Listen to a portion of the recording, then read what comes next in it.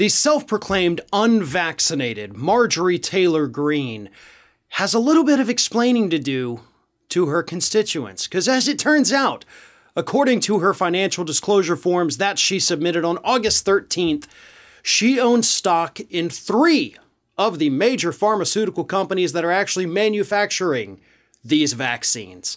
So for somebody who goes around constantly trashing the vaccines and, again, telling people on multiple occasions, including a recent teleconference, that she herself is not vaccinated, she sure seems to be profiting off of these vaccines.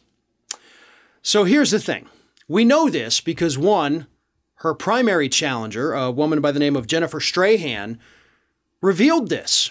Because those financial disclosure forms, by the way, folks, not difficult to get a hold of, really easy to go through, but apparently nobody prior to this had thought about going through it until this woman who is challenging her in the Republican primary for her House seat said, you know what's a good idea? Let's go through her financial disclosure forms, which honestly, a little shocked again, reporters didn't do this prior to it.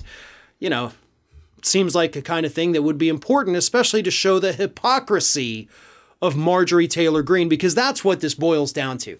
She is out there telling us you can't trust these companies, you can't trust their products, but of course, she owns stock in them and is therefore making a profit off of all of these vaccines. Now, some may say, well, she's not being a hypocrite because she's actually telling people to not get the vaccines. Okay, fair enough assessment. But I ask you this. Do you really think Marjorie Taylor Greene is unvaccinated? I mean, is anybody buying that from this person? You really think she's being honest about this? That she's just been ever so lucky to not come down with COVID in the last 2 years after refusing to wear a mask, still going to crowded places, doing speeches, and somehow she just is that healthy that her immune system has fought off COVID?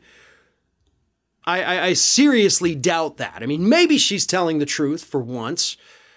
Obviously, we have no way of knowing this. And again, she has proclaimed herself on multiple occasions to be unvaccinated.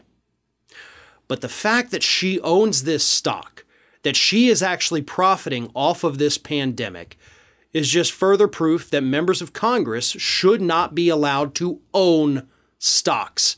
See, that's the other part of this story. You know, we had Nancy Pelosi come out last week, actually defend members of Congress owning, buying, and selling stock, saying it's a free market system. You know, they should be allowed to participate. I should be allowed to participate, Pelosi says. No, because then you end up with situations like this, where members of Congress, the people that have been entrusted with making the laws, making the decisions that affect our everyday lives, end up profiting off of the pandemic. To me, that's a much bigger issue than just the hypocrisy of Marjorie Taylor Greene. But to be honest, on the hypocrisy issue, it should show her base that clearly even she doesn't buy into the BS that she's selling. If she thought these vaccines were a bad idea, if she thought people shouldn't be getting them, if we can't trust Big Pharma, she would not own stock in them. She's making money off of this. But her constituents, her followers, her base, they are the ones who are paying the price. They're the ones who are taking her advice and not getting protected. So while she's making money, they're being admitted to ICUs. They're being buried by their family members after they die of COVID. And she's laughing all the way to the bank.